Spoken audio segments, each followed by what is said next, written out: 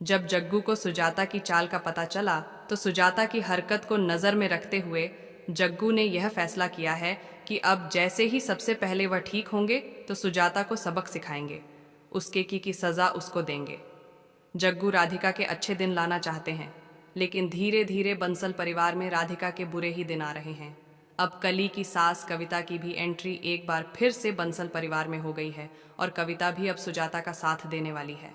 सुजाता, कविता, रानी तीनों मिलकर के राधिका को इस घर से फिर से बाहर करने की कोशिश करने वाली हैं। कविता के वापस आने से ना सिर्फ राधिका के बल्कि कली के भी बुरे दिन आ गए हैं। कली बेचारी वैसे ही परेशान है, उसका बच्चा खराब हो गया। अभी एक दुख से कली निकली नहीं, ठीक से दूसरे दुख में जाने के लिए फिर से तैयार हो गई है, क्योंकि कविता फिर से अब कली को टॉर्चर करने वाली है। साथ ही साथ राधिका के भी बुरे दिन फिर से आ गए हैं। उसके अच्छे दिन एक बार आए नहीं, फिर बुरे दिन आने के तैयार हो गए।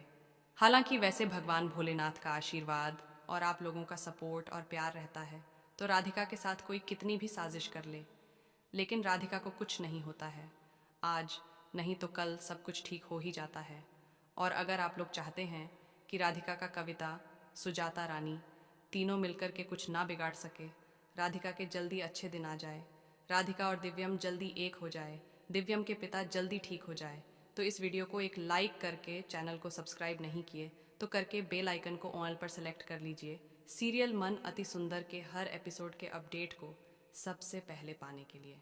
वैसे मैं तो भगवान से यही प्रार्थना करूंगा कि जल्दी जग्गू ठीक हो जाए और सबको सारी सच्चाई बता दे, वरना राधिका के साथ ये लोग कब क्या कर देंगे कोई भरोसा नहीं। क्योंकि सुजाता इतनी है, इतनी हरामखोर है कि वह पति को नहीं छोड़ती, तो भला राधिका को क्या ही छोड़ेगी। क्योंकि सुजाता जब भी राधिका को घर से निकालने की कोशिश करती है, कोई भी चाल चलती है, तो हमेशा उसके परिवार का ही नुकसान होता है, उसके परिवार के सदस्य को ही तकलीफ होती है।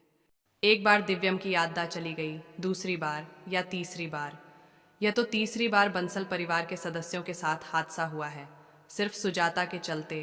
पहली बार जग्गू पर अमर हमला करके पैसे छिन कर ले गया, उसकी भी जिम्मेदार सुजाता थी, क्योंकि सुजाता काया को रखना चाहती थी, राधिका को निकाल चाहती थी। और जब दिव्यम को काया खाई में धक्का देकर भाग गई, दिव्यम की याददाश्त चली गई, उसकी भी जिम्मेदार सुजाता थी। लेकिन हर बार जिम्मेदार सिर्फ और सिर्फ राधिका को ठहराया गया, सुजाता ने ठहराया जबरदस्ती। और ये आखिरी बार जब नकली राधिका ने दिव्यम के पिता को सीढ़ी पर से धक्का दे दिया, उसकी जिम्मेदार कौन है? उसकी जिम्मेदार तो पूरी की पूरी सुजाता ही है, एकदम 100%। और मुझे पूरा यकीन है, मैं पूरे यकीन के साथ कह सकता हूँ कि ये जो रानी को लेकर आई है ना, इसकी वजह से भी कोई ना कोई हादसा ज़रूर होगा बंसल परिवार में। और इसकी जिम्मेदार कौन होगी मैं नहीं बताऊंगा, आप लोग बताएंगे।